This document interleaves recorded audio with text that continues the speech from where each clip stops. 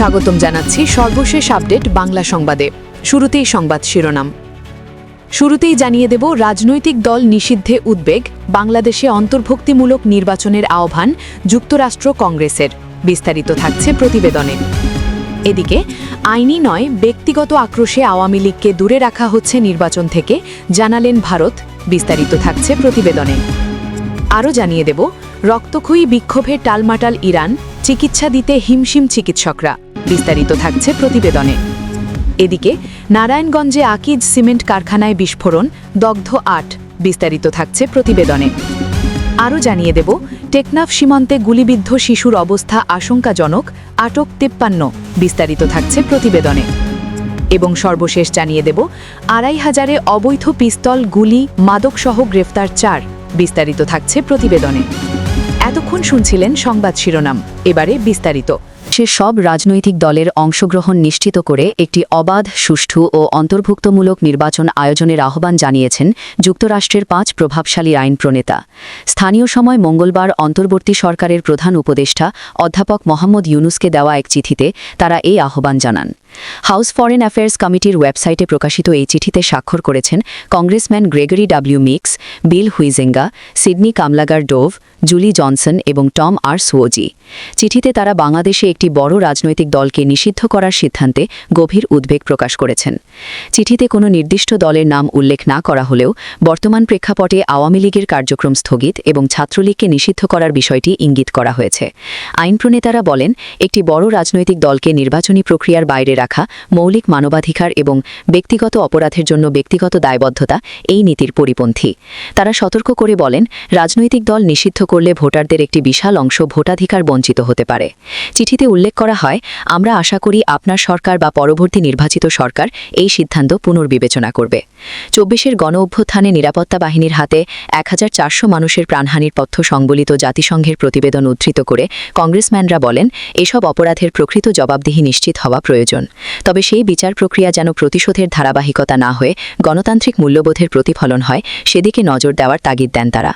তারা আরও বলেন, ২০১৮ ও ২০২৪ সালের নির্বাচনগুলো অন্তর্ভুক্তমূলক না হওয়ায় সেগুলো অবাধ ও সুষ্ঠু ছিল না। সেই অভিজ্ঞতার আলোকে আগামী ফেব্রুয়ারি মাসে অনুষ্ঠিত ত্রয়োদশ সংসদ নির্বাচনকে প্রতিযোগিতামূলক ও অংশগ্রহণমূলক করার উপর জোর দেওয়া হয়েছে। মার্কিন আইন প্রণেতারা মনে করেন, নির্বাচনের উপযুক্ত পরিবেশ তৈরি এবং রাষ্ট্রীয় প্রতিষ্ঠানের উপর জনগণের আস্থা ফেরাতে সংস্কার জরুরি। তবে রাজনৈতিক দলের কার্যক্রম স্থগিত করা বা ত্রুটিপূর্ণ আন্তর্জাতিক অপরাধ ট্রাইব্যুনালের কার্যক্রম পরিচালনা এসব লক্ষ্যকে ক্ষতিগ্রস্ত করতে পারে বলে তারা সতর্ক করেছেন। এদিকে আইনি নয় ব্যক্তিগত আক্রোশে আওয়ামী লীগকে দূরে রাখা হচ্ছে নির্বাচন থেকে, জানালেন ভারত। বাংলাদেশের বর্তমান রাজনৈতিক প্রেক্ষাপটে আওয়ামী লীগকে নির্বাচন ও রাজনীতি থেকে দূরে রাখা নিয়ে নতুন বিতর্কের সৃষ্টি হয়েছে। প্রথম আলোর উদ্যোগে করা এক জরিপে দেখা গেছে, আওয়ামী লীগকে বিনা শর্তে অথবা শর্ত দিয়ে নির্বাচনে চান বেশিরভাগ মানুষ। ওই জরিপে বলা হয়, নির্বাচনে লীগকে চান দেশের ৬৯% মানুষ। এ থেকে স্পষ্ট আওয়ামী লীগের জনপ্রিয়তা কেমন। রাজনৈতিক বিশ্লেষকদের একাংশ মনে করছেন, কেবল আইনি প্রক্রিয়ায় নয় বরং ব্যক্তিগত আক্রোশ থেকে অধ্যাপক মোহাম্মদ ইউনুসের অন্তর্বর্তী সরকার এবং বিএনপির ভারপ্রাপ্ত চেয়ারম্যান তারেক রহমান আওয়ামী লীগকে কোণঠাসা করে রাখছেন। এই আক্রোশের বহিঃপ্রকাশ সাম্প্রতিক স্পষ্টভাবে ফুটে উঠেছে বিএনপির স্থায়ী কমিটির সদস্য নজরুল ইসলাম খানের বক্তব্যে। গত বুধবার দুপুরে রাজধানীর মানিক মিয়া অ্যাভিনিউয়ে সাবেক প্রধানমন্ত্রী ও বিএনপি চেয়ারপারসন বেগম খালেদা জিয়ার জানাজার আগে গণমাধ্যমের সাথে আলাপকালে নজরুল ইসলাম খান তীব্র ক্ষোভ প্রকাশ করেন। তিনি মন্তব্য করেন, বিএনপি চেয়ারপারসন বেগম খালেদা জিয়ার মৃত্যুর দায় থেকে ফ্যাসিবাদী শেখ হাসিনা কখনো মুক্তি পাবেন না। তার এই বক্তব্য থেকে এটি স্পষ্ট যে দীর্ঘ সময় খালেদা জিয়াকে উন্নত চিকিৎসা থেকে বঞ্চিত রাখা এবং কারান্তরীণ রাখার বিষয়টিকে বিএনপি নেতারা ব্যক্তিগত প্রতিহিংসা হিসেবেই দেখছেন। নজরুল ইসলাম খানের এমন বক্তব্যের পর রাজনৈতিক মহলে আলোচনা শুরু হয়েছে যে বিএনপির এই ব্যক্তিগত চোট এবং গত ১৫ বছরের দমনপীড়নের স্মৃতিই কি তবে আওয়ামী লীগকে আগামী নির্বাচন থেকে দূরে রাখার মূল নিয়ামক হিসেবে কাজ করছে। ড ইউনুসের সরকার যদিও বলছে তারা সংস্কারের মাধ্যমে একটি সুষ্ঠু নির্বাচনের পরিবেশ তৈরি করছে, কিন্তু আওয়ামী লীগকে বাইরে রেখে সেই নির্বাচন কতটা অন্তর্ভুক্তিমূলক হবে তা নিয়ে প্রশ্ন তুলছেন দলটির সমর্থকরা। এদিকে রক্তক্ষয়ী বিক্ষোভে টালমাটাল ইরান, চিকিৎসা দিতে হিমশিম চিকিৎসকরা। ইরানে চলমান সরকার বিরোধী আন্দোলন এখন চরম সহিংসতার রূপ নিয়েছে। দেশটির শহরগুলোতে নিরাপত্তা বাহিনীর সঙ্গে বিক্ষোভকারীদের দফায় দফায় সংঘর্ষে শত শত মানুষ হতাহত হচ্ছেন। পরিস্থিতি এমন ভয়াবহ পর্যায়ে পৌঁছেছে যে ইরানের হাসপাতালগুলোতে এখন তিল ধারণের ঠাঁই নেই। গুরুতর আহতদের চিকিৎসা দিতে গিয়ে রীতিমতো যুদ্ধ করতে হচ্ছে চিকিৎসক ও স্বাস্থ্যকর্মীদের। বিবিসির প্রতিবেদন অনুযায়ী তেহরান সহ বিভিন্ন শহরের চিকিৎসকরা জানিয়েছেন, হাসপাতালে আসা অধিকাংশ বিক্ষোভকারীর মাথায় এবং বুকে সরাসরি গুলি করা হয়েছে। মর্গে জায়গা না থাকায় বহু মরদেহ হাসপাতালের প্রার্থনা কক্ষে স্তূপ করে রাখা হয়েছে। নিহতদের একটি বড় অংশই ২০ থেকে ২৫ বছর বয়সী তরুণ। উত্তর ইরানের রাস্ত শহরের একটি হাসপাতালে এক রাতে অন্তত ৭০টি মরদেহ নিয়ে আসার খবর পাওয়া গেছে। দেশটির অর্থনৈতিক সংকট, মুদ্রাস্ফীতি এবং দ্রব্যমূল্যের অস্বাভাবিক বৃদ্ধির প্রতিবাদে শুরু হওয়া এই আন্দোলন এখন কয়েক দশকের মধ্যে সবচেয়ে বড় সরকার বিরোধী বিক্ষোভে পরিণত হয়েছে। এদিকে ইরান সরকার এই বিক্ষোভের পেছনে যুক্তরাষ্ট্রের উস্কানিকে দায়ী করলেও তৎকালীন মার্কিন প্রেসিডেন্ট ডোনাল্ড ট্রাম্প বিক্ষোভকারীদের স্বাধীনতাকামী হিসেবে অভিহিত করে তাদের পাশে থাকার ঘোষণা দিয়েছেন। বর্তমানে ইরানে ইন্টারনেট সংযোগ প্রায় বিচ্ছিন্ন থাকায় সঠিক তথ্যের আদান-প্রদান বাধাগ্রস্ত হচ্ছে। তবুও বিভিন্ন সূত্রে জানা যাচ্ছে, নিরাপত্তা বাহিনীর কঠোর দমনপীড়ন সত্ত্বেও বিক্ষোভকারীরা রাজপথ ছাড়েননি।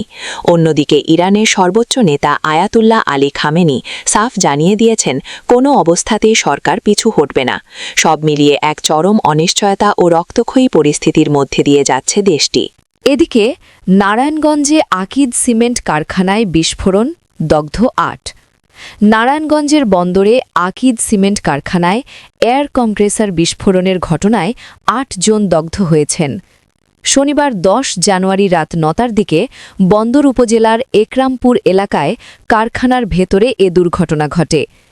সংশ্লিষ্ট সূত্র জানায়, আকিজ সিমেন্ট কারখানার ভেতরে সিমেন্টের ব্যাগ তৈরির কাজে ব্যবহৃত আকিজ পলিফাইবার ইউনিটে একটি এয়ার কম্প্রেসার মেশিনে হঠাৎ বিস্ফোরণ ঘটে। মেশিনটির ভেতরে উচ্চ তাপমাত্রার বাতাস জমে থাকার সময় এই বিস্ফোরণ হয় বলে ধারণা করা হচ্ছে। তবে প্রাথমিকভাবে বিস্ফোরণের সুনির্দিষ্ট কারণ জানা যায়নি। বিস্ফোরণের পর কারখানার ভেতরে থাকা ৮ জন শ্রমিক দগ্ধ হন। তাদের দ্রুত উদ্ধার করে ঢাকার জাতীয় বার্ন ও প্লাস্টিক সার্জারি ইনস্টিটিউটে পাঠানো হয়েছে। Bandar fire service station incharge Sanjay Khan জানান, খবর পেয়ে ফায়ার সার্ভিস ঘটনাস্থলে পৌঁছানোর আগেই কোম্পানির নিজস্ব ব্যবস্থাপনায় আগুন নিয়ন্ত্রণে আনা হয়। আহতদেরও এর মধ্যে হাসপাতালে পাঠানো হয়েছিল। এদিকে টেকনাফ সীমান্তে গুলিবিদ্ধ শিশুর অবস্থা আশঙ্কাজনক, আটক ৫৩ জন। কক্সবাজারের টেকনাফ উপজেলার হোয়াইকিং সীমান্ত এলাকায় মায়ানমার থেকে ছোড়া গুলিতে এক বাংলাদেশি শিশু গুলিবিদ্ধ হওয়ার খবর পাওয়া গেছে। এদিকে মায়ানমার থেকে সীমান্তে অনুপ্রবেশের দায়ে ৫৩ জনকে আটক করেছে বিজিবি। রবিবার ১১ জানুয়ারি ভোরে হোয়াইকিং ইউনিয়নের লম্বাবিল এলাকায় এই ঘটনা ঘটে। গুলিবিদ্ধ শিশুর নাম আফনান, ১২ বছর। সে লম্বাবিল এলাকার জসিমউদ্দিনের মেয়ে। স্থানীয়রা জানান, সীমান্তে ওকারে গুলিবর্ষণের শব্দে চরম আতঙ্ক ছড়িয়ে পড়েছে। নিরাপত্তাহীনতায় অনেক সীমান্তবাসী ঘর ছেড়ে নিরাপদ স্থানে আশ্রয় নিচ্ছেন। সংঘর্ষের সুযোগে সীমান্ত দিয়ে নতুন করে রোহিঙ্গাদের অনুপ্রবেশের আশঙ্কাও দেখা দিয়েছে।